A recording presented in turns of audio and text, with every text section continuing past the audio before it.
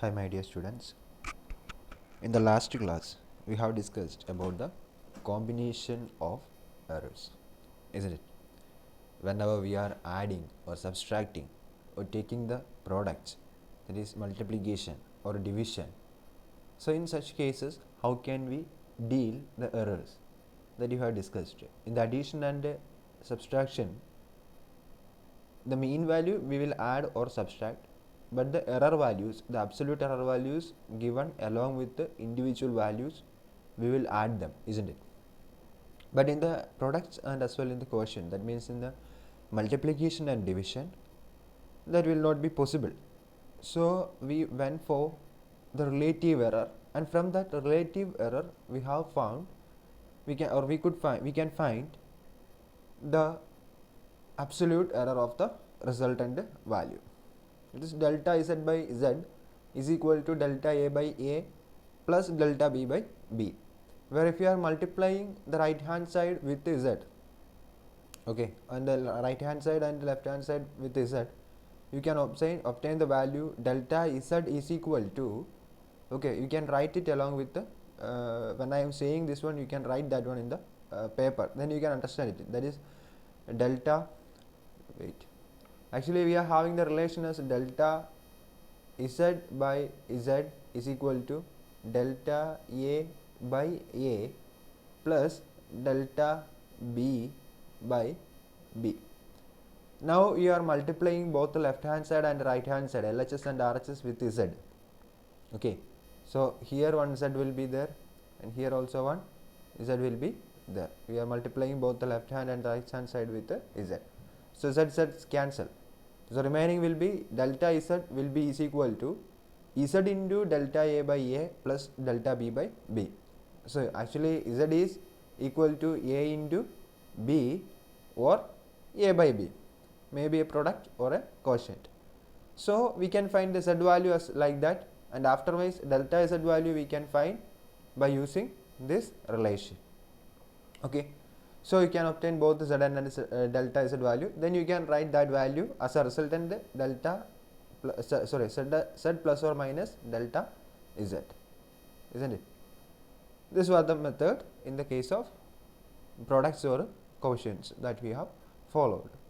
In the subtraction and addition, it was very easy. We have to just add. Okay, we have to just add. Suppose a plus delta a is the value, the first individual value, and b plus delta b is the second individual value. Then if you are adding both the values, that is a plus delta a plus b plus delta b, then the resultant will be that a plus or minus will be there. Okay, as it is error, a plus or minus delta a plus b plus or minus delta b. If you are adding this one, you can obtain a plus b, a plus b plus or minus, the error will be the maximum error. We have to go for the maximum error, that is delta a plus delta b.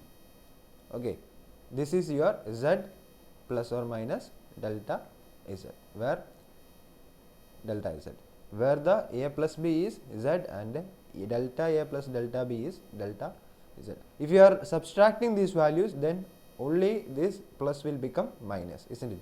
Suppose if you are subtracting, that is a plus or minus delta a minus b plus or minus delta b, then a minus b plus or minus delta a plus delta b will be the resultant. Okay, these things we have studied, and now we have to make this one thoroughly with the help of some example questions or some calculation, with the help of some calculations that we are going to do now.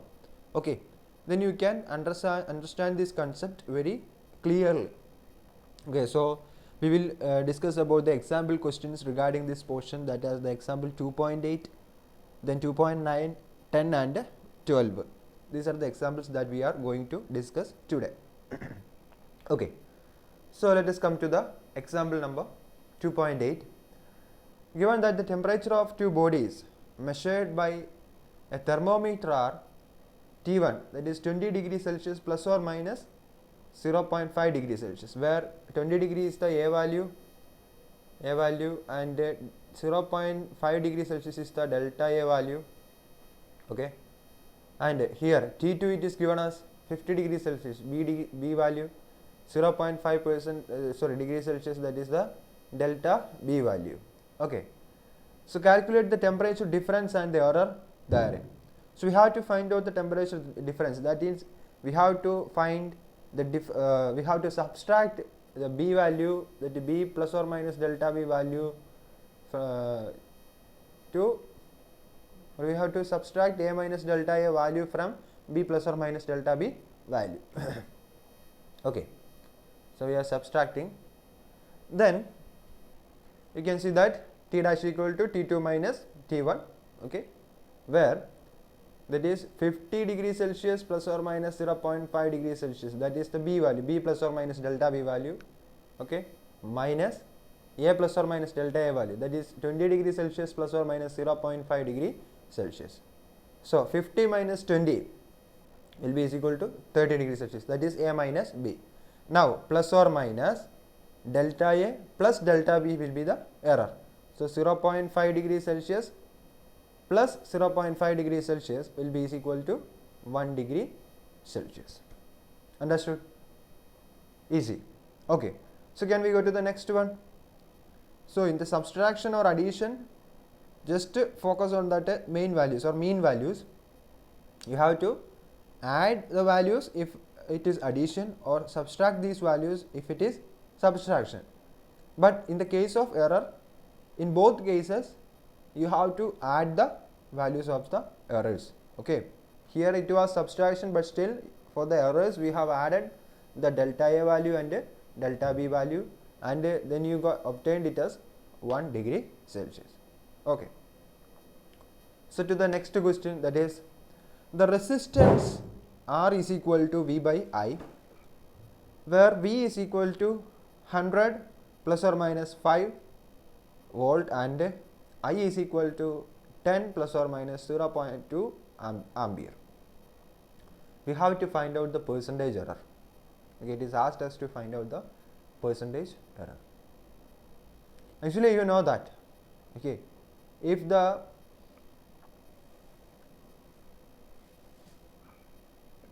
here you are given with in the case of voltage, where this 5 is actually the delta V value sorry, and this 100 is actually the V value, V plus or minus delta V. So the percentage error is actually, you can obtain it as delta V divided by V into 100, isn't it? That is the relative error into 100 is the relative error into 100 is the percentage error. So we have to find the percentage error for both the potential and current. So for the potential it will be, now we just write in the paper along with when I am saying. Okay, so here the potential delta V value, it is equal to 5 and V value is equal to 100. So for finding the relative error, we have to divide, it is a relative error in the potential, which is equal to 5 divided by 100. So if you want to find the percentage error, you have to multiply it with 100. Okay, so 5 by 100 into 100, that means which will be is equal to 5%. So 5% is the percentage error in the calculation of the potential. Now let us come to the current. I think you are clear with this one. Okay, so in the current it will be delta I by I, that is 0.2 divided by 10 into 100 for the percentage error. Okay, so 0.2 divided by 10 into 100 will be is equal to 2. So the percentage error in the case of current, the calculation of the current, it is 2%. So it will be easy. Now it is easy. Here it is the percentage error of individual values you have obtained. Now we have to just add these values to find out the total percentage error, isn't it? So 5% plus 2%, which is equal to 7%, which is actually in the case of that what to say, in the production or multiplication, the relation we have found was like that: delta Z by Z is equal to delta A by A plus delta B by B. So in this relation we are just multiplying on both sides with 100, then it is converted into, the relative error is converting into or converted into the percentage error. That's all. Understood? Okay. So now let us come to the next question. Okay, let us discuss the previous one more time. That is, you know that in the case of production or a production or a division, it means a multiplication or division, delta z by z was equal to delta a by a plus delta b by b. So this is the relative errors. We are multiplying on both sides with 100 into 100, here also into 100. Okay, I am writing below. Okay, into 100. So both the values will be, that the relative error will be converted into percentage error on LHS and RHS. Okay, now it is clear, I think. Now let us come to the next question, that is 2.10, where two resistors of resistance R1 100 plus or minus 3 ohm and R2 200 plus or minus 4 ohm. So R1 value it is 100 and its error occurred when the measurement it was 3 plus or minus 3 ohm, and R2 it is 200 and the error occurred it is 4 plus or minus 4 ohm, are connected first in series and then in parallel.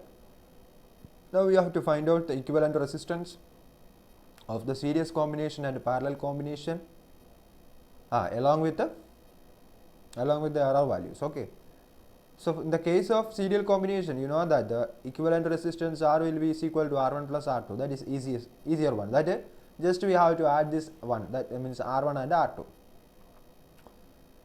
Here R1 is 100 plus or minus 3 and R2 it is 200 plus or minus 4.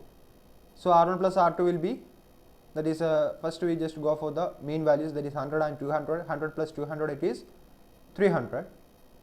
And the error values 3 and 4, where 3 and 4 it is actually addition. So for finding the error values, the total error value or equivalent error value, just want to add this 3 and 4, isn't it? In the case of subtraction or subtraction or addition, we are just finding out the equivalent resistance value by adding both the or individual resistance values.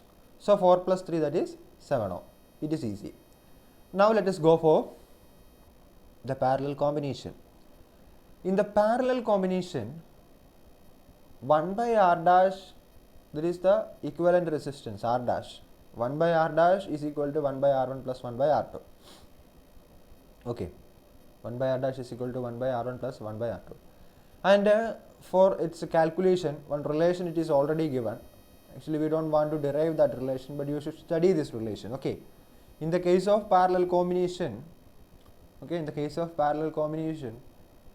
the error can be found by using this relation, that is delta R dash, that is the equivalent resistance or the the equivalent error in the equivalent resistance in the parallel combination will be equal to, or delta R dash by R dash square is equal to delta R1 divided by R1 square plus delta R2 divided by R2 square. That is the relation. Actually, we have to find out the value delta R dash, where all other values are, we know that all other values. First of all, we have to find the R dash value, then only we can substitute that one over here. Okay. So let us go to the solution of that one here. So the equivalent resistance of the parallel combination, that is 1 by R dash is equal to 1 by R1 plus 1 by R2. We are taking the reciprocal. So it will be R1 R2 divided by R1 plus R2. It is 200 divided by R1 into R2, which is 200, and R1 plus R2. No, R1, actually we have cancelled the terms. Okay, R1 and R1 value was 100 and R2 value was 200. So R1 plus R2 will be equal to R1 R2 will be equal to 2. This is the R1 value, R1 R2 value, and divided by R1 plus R2 will be 300. So we are cancelling these values, zeros, then it will be 200 by 3. Okay, 200 by 3 and 200 by 3 will be is equal to 66.7 ohm. So this is your R dash value. Okay, this is your R dash value, and it is given that relation, it is given that delta R dash divided by R dash square is equal to delta R1 divided by R1 square plus delta R2 divided by R2 square. Actually, we want to find out the value of delta R dash. For that, we are multiplying on both sides with the R dash square. So here, if you are, when you are multiplying it with the R dash square, R dash square, here you are multiplying, and here also you are multiplying R dash square. Okay, so here it will be cancelled, and here with each time you have to, when you are opening the bracket, you have to multiply that with each time. So remaining will be delta R dash is equal to R dash square into delta R1 divided by R1 square plus R2 dash R dash square into delta R2 divided by R2 square. You just want to substitute these values. After substitution, you can obtain, you just do this calculation. Okay, just do this calculation as you are on, and check whether it is getting us 1.8 or any other values. Okay, so here as per your textbook, the solution or the answer of the delta R dash value, it is given as 1.8. So you have already found the R dash value. Now for getting or to represent this in the terms of error, or in the with error, if when you are representing the equivalent resistance, it can be written as R dash plus delta R dash value, that is 66.7 ohm plus or minus 1.8 ohm. Sorry. Okay, 66.7 plus or minus 1.8 ohm. That will be the resultant value of parallel combination. Okay, now the last example, where the period of oscillation of a simple pendulum is given as t is equal to 2 pi into root L by G. When you are doing that the simple pendulum experiments, then you will see this equation. It is the time period t, which is equal to 2 into pi. Pi value is which will be taken as 3.14, a round figure, into root of L, where L is the length of the wire, or we can say length of the thread on which we have hanged the simple pendulum, divided by G is the acceleration due to gravity, which will be 9.8 meter per second, or approximately 10 meter per second. And measured value of L is given as 20 centimeters, known to 1 mm accuracy, and the time for 100 oscillations of the pendulum is found to be 90 seconds using a wristwatch of 1 second resolution. So what is the accuracy in the determination of the G? Okay, listen here. In this case, the delta T value and delta L value are given in terms of the least count. Okay, the least count we are considering as the, here the least count we are taking as the error value. Okay, so in some questions, if it is given that LC least count value, if it is given, then you have to take that one as the error value. Okay, here in the case of the measured value of the length as 20 centimeter and known to the 1 mm accuracy, it is given, that is the 1 mm accuracy means 0.1 centimeter. So okay, when you are doing the calculation, you have to convert all the terms in the 1 unit. Okay, here it is given in 21, the length it is given in 20 centimeters and the error is given as millimeter. You have to convert that millimeter into centimeter. Okay, and that is accuracy it is given. Okay, 1 mm accuracy, that is the least count for a centimeter scale, and the time of 100 oscillation of the pendulum is found to be 90 seconds using a wristwatch of 1 second resolution. So where the error it is actually the least count of the wristwatch, that is 1 second. So what is the accuracy in the determination of G? So we have to find out the value of G. Actually it is given, the equation it is given for the time period T. So first of all we have to convert this equation into terms of G, that is G is equal to for that we have to multiply on both sides. You have to take the square on both sides, that is t square is equal to 2 pi the whole square into root of L by G the whole square, that is t square is equal to 4 pi square L by G. From that G will be is equal to 4 pi square L divided by t square, that will be the required equation. Now we have to find the, actually it is the product.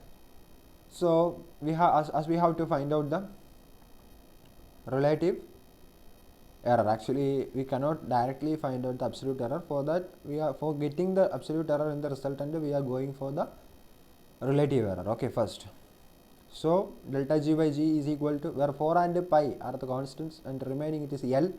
So delta G by G is equal to delta L by L and t square.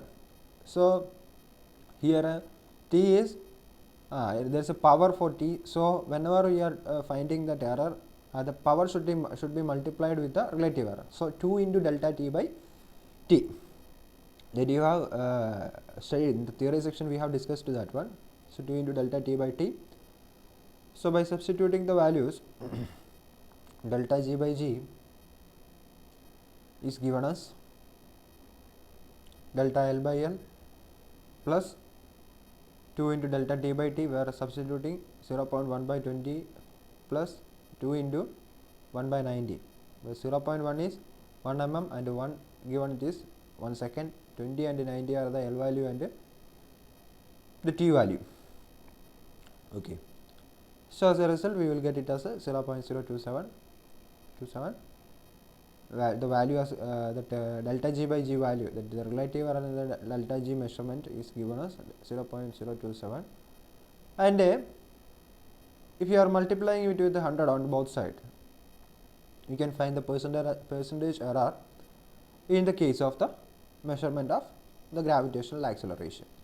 So multiplying both sides and you will get the result as 2.7. We are just rounding off that value. 2.7 will be converted into approximately is equal to 3 and the value will be 3%. I think you are clear with these portions. That significant figures, okay, the coming topic, the significant figures, you just go through that textbook portion and you just make some rules are given. Okay, you can go through that one and you just try to study that one. Even before, I know I have not taught you that one, but still you just go through that one. Okay, the significant figures, we will discuss that anyway. So if you are having a prior idea about that concepts, then it will be easy to understand. Okay, so what I am suggesting is, as you are studying the previous day's portions, you just prepare for the coming days portions also. 5 or 10 minutes you just keep for a preparation for the coming days portions. Okay, then it will be very what to say, the education or the study will become more enjoyable. Okay, and you will have many doubts. You will have many doubts when you are doing like this, and we can clarify those doubts in the classroom or in the virtual classroom or in the classroom. Okay, so wish you all the best. Thank you.